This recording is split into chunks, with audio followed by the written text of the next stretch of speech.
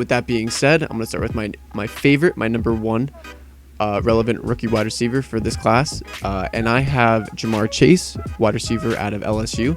He's now on the Cincinnati Bengals. I thought this was a great pairing. Back in 2019 in college football, Joe Burrow threw 60 touchdowns in a season, 20 of which went to Ja'Marr Chase. So I do believe coming out the gate, they're going to have a great connection. He was the 5th overall selection in this draft for good reason. He was the number one wide receiver on most people's boards, and he has a ton of talent, a ton of upside. One of my problems for this team, and you can see on the bottom, my main concern for this offense and for this player is actually their offensive line. Their offensive line ranked 31st at the end of last season, according to PFF, which was obviously out of 32 teams, the second worst team. Also, their team pass block win rate was 50%, which was 29th according to ESPN. So, not great. They didn't do a ton to upgrade this offensive line this season.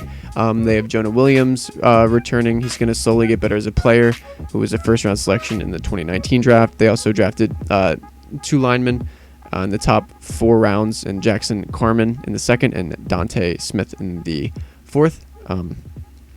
Again, not a great offensive line. I think their ceiling as a unit is probably middle of the pack, but I think that's looking optimistically. I still do think that this team is going to have problems protecting Burrow, and they're probably not going to want to have him throw so many times a game. But I don't think production and targets are going to be a problem for Chase. I do think he will get a ton of looks this season. So obviously, if you look at their offensive pieces, they have Joe Burrow at quarterback. They have Joe Mixon at running back. In my opinion, I believe Ja'Marr Chase is the one for this team, or at least he will be the one when the season starts. So as my wide receiver 2 for this team, I have Tyler Boyd, an excellent slot guy. And wide receiver 3, I have T. Higgins, second-year player out of Clemson. And then for tight end, there's a few guys here that I think you can put here, but I have Drew Sample. So I don't think targets are going to be an issue for Ja'Marr Chase. I think the O-line could be a problem. Their defense also isn't great, so I think they could be trailing in a lot of games, which could create more opportunity for Chase.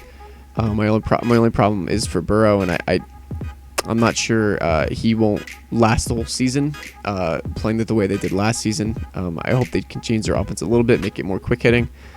But I like Ja'Marr Chase as a player. He was many scouts and analysts number 1 ranked wide receiver coming out of this class. So I think he has all the talent in the world. It's just going to be, can the O-line give Joe Burrow enough time to throw the ball to Chase?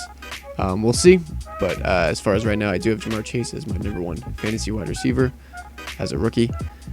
Coming in at number 2, my second favorite wide receiver as a rookie in terms of fantasy is Devonte Smith out of Alabama. He went to Philly in the 10th overall pick in this past draft. They traded with Dallas to get the 10th pick to select him. He's got a ton of talent. Size isn't an issue for me. Obviously, co-host of this show, Adam, is an Eagles fan, and he tells me a bunch of information about the team. And he told me that Devonte Smith hasn't taken a huge hit since high school, and he's actually learned to not take big hits and to try to contort his body and look out for stuff. So that's promising to hear, considering people had some size issues about him. But if you go, to the offense and to the pieces around him, they had the 10th best O-line according to PFF at the end of last season. They also had a 60% team pass block win rate, which was 11th according to ESPN. So a very solid O-line. And you have to remember that was without their star right guard, Brandon Brooks, who missed the whole season due to injury. So I do think they're going to have a really solid offensive line this year, especially if you count Landon Dickerson, the guard, also out of Alabama. They drafted at the top of the 2nd round. He does have some injury concerns, which could keep him out of the starting lineup. But if he can get healthy and make the lineup and start, I think he could be a very solid player, especially after Jason Kelce retires. But for now, I think he could be a plug-and-play right guard for this team. Honestly, when you look at their offense, it's pretty solid on paper. Obviously, they have Jalen Hurts, who's coming into his 2nd year, so we'll see how he can progress as a quarterback.